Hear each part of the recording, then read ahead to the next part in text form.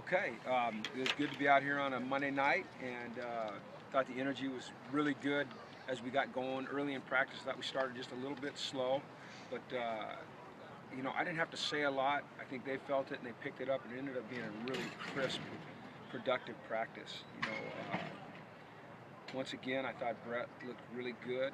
I thought Powasi continues to make strides at that right tackle position. Um, We had Malcolm out there doing a little bit, got to get him going. It's certainly going to be a couple of days before he's really up to speed. But I thought it was a really good practice for us. And it's a long day for these guys. We started with meetings this morning at 7, but that's okay. I like the fact that we practice at different times of the day. You got to be ready to play at different times of the day. So that's just part of the learning process. So it was a good, productive day for us. In his limited work, what was your impressions of Malcolm? I didn't watch him a lot. I watched him a couple steps. It looked to me like he was struggling a little bit, like you'd think. He hadn't played for a while. He wasn't in our winter program, so he's going to be a little bit behind. But the thing about Malcolm is he's very mature. He's very smart. He wants it really bad. He works hard. He's got a great attitude. And I think some of the freshmen, what you'll see is they'll start to fall off a little bit. They'll get tired. They'll get worn down a little bit. I think what you'll see with Malcolm is Malcolm will start to ascend every practice just because he's getting his rhythm back. So I'm really happy he's here. He gives us another big body, gives us that experienced offensive lineman that we need. And you know what, he's acted a little bit as a mentor to some of those guys as well in his own quiet way. So I appreciate that he's here. Is the initial plan for him at left guard? Yeah, he's going to be a guard for us. Yeah, and that was always the plan. I'm sorry, it was always the plan. I think that when you look at the position type, the body types, and you look at the position parameters, what we're looking for in players, Powasi's a tackle. That's all he is. He's a tackle, and he's going to be a really, really good tackle. You look at Malcolm, and he's got a tackle body type, but he's got guard girth, and he can bend a little bit. You look at Najee and Scotty Quisenberry and Brendel and Hewlick, and Alex Redmond, and those guys are more inside guys.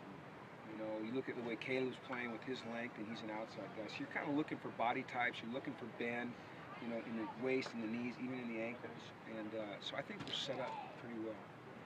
I like the way we look on the offensive line. I've been impressed with those guys so far. Have you noticed Eldridge at all this first week and a half? Yeah, primarily when we get down in tight in the red zone.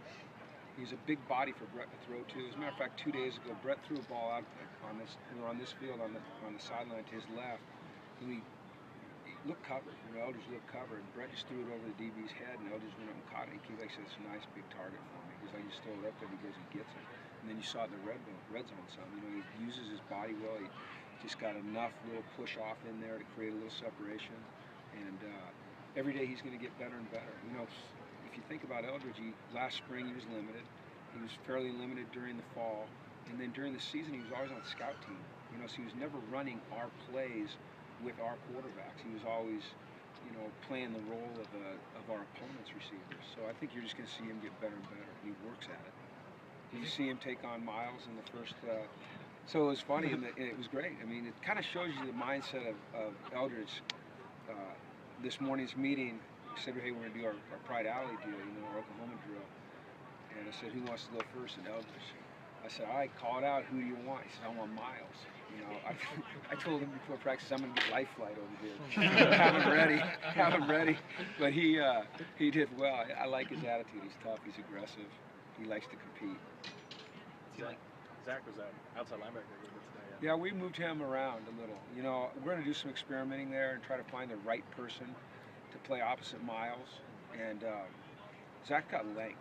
He's got really long arms. He can separate. It's just, there's competition there. I don't want anyone to assume that anyone's got the job. And so I think between Kenny and Dion and Zach and whomever else shows up, there's going to be strong competition out there. But we want to get the 4 best players on the field, and part of that is moving guys around a little bit. How far behind, just because he has a mentor as Zach, from maybe Kenny and Dion and that sort of thing? Well, from a mental standpoint, he is. He doesn't know the ins and outs of the defense as well. And then I think from a physical standpoint, the first 3 days, The first day he was good. The second 2 days he fell off a little bit. Today he came back strong. You know, I think he's the type of kid that the more work he gets, the further along we go into spring, he's going to start to get stronger. I don't think he's going to be the typical freshman that falls off. I mean, this is a determined kid. I mean, you guys have seen him. I mean, he just, you know, he is bound and determined to win that job and be an impact player. I love that about him. Is there a recovery timeline for Ben Wazan? I don't know that yet. I don't know it, but thankfully it wasn't broken. It was, they call it a moderate, medial sprain. I got part of it right. I'm missing a word in there somewhere. But then, I don't know if he'll be back this spring, but at least it wasn't broken. Okay? All right, thanks everybody. Appreciate you being out here.